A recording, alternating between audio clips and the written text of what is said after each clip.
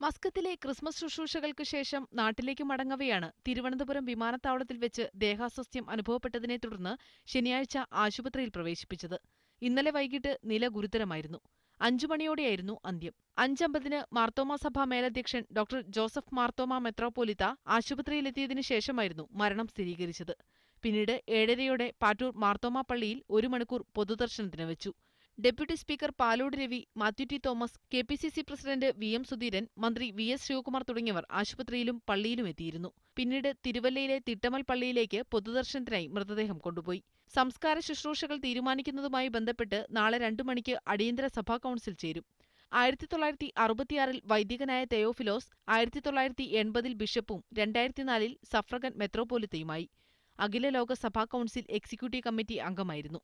Boston യൂണിവേഴ്സിറ്റിയിൽ നിന്ന് മിസിയോളജിയിൽ ഡോക്ടറേറ്റ് നേടി.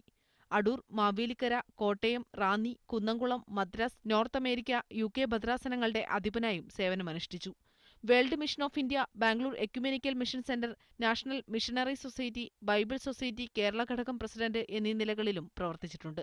മീഡിയ 1 തിരുവനന്തപുരം.